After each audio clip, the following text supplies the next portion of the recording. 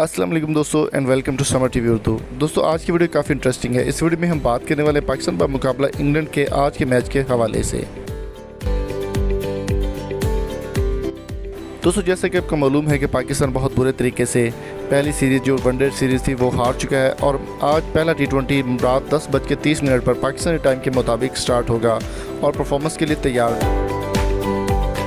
दोस्तों सबसे अहम और ब्रेकिंग न्यूज़ से आपको आगाह करें कि शर्जील खान वापसी के लिए पूरी उम्मीद है और मे भी वो आज के मैच में मुकम्मल तौर पर तैयार हैं वो खेलने के लिए। दूसरी जानिब अगर बात की जाए हसन अली की, तो हसन अली को ड्रॉप कर दिया गया है और उनकी जगह शर्जील खान ने शामिल हो चुके हैं। शर्जील खान देखते हैं किस तरह की परफॉर्मेंस देते हैं। दोस्तों याद रहे कि शर्जील खान इससे पहले पाकिस्तान के लिए कोई भी सीरीज़ नहीं खेले। पाकिस्तान वैसे इंग्लैंड की सीरीज़ में उनकी आज का शामिल होना उनके लिए बेहद ज़रूरी होगा और पाकिस्तान को अगर ये सीरीज़ जीतनी होगी तो शर्जील खान को शामिल लाजमी करना होगा।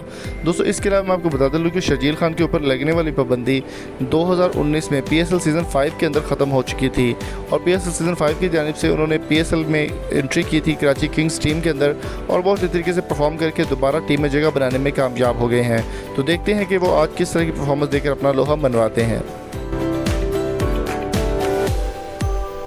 दोस्तों शर्जील खान का कहना है कि वो टीम के लिए पूरी उम्मीद है और बहुत अच्छे तरीके से वो परफॉर्म करने के लिए तैयार है। उन्होंने कहा है कि अपनी पूरी जो पिछली गलतियां हैं उनकी वो माजरत चाहते हैं और उन गलतियों से उन्होंने बहुत कुछ सीखा है। अगर आप शर्जील खान के फ़ैन हैं तो वीडियो को लाजमी आपने लाइक करना है। दूसरी जानिब बात की जाए हसन अली की, तो हसन अली ने बहुत अच्छे तरीके से परफॉर्म की थी पिछले मैचेज़ में, लेकिन उनको आज ड्रॉप कर दिया गया। उनकी उंगली जो है उनकी फिंगर इंजर्ड हो चुकी है जिसकी वजह से आज के मैच वो नहीं खेल पाए। तो देखना होगा कि शर्जील खान उनकी परफॉर्मेंस पूरी कर पाते हैं या नहीं। आपकी क्या राय है कमेंट बॉक्स में कीमती राय से जरूर कीजिए। वीडियो पसंद आए तो चैनल को सब्सक्राइब करें। Thank you so much for coming. अल्लाह हाफिज़।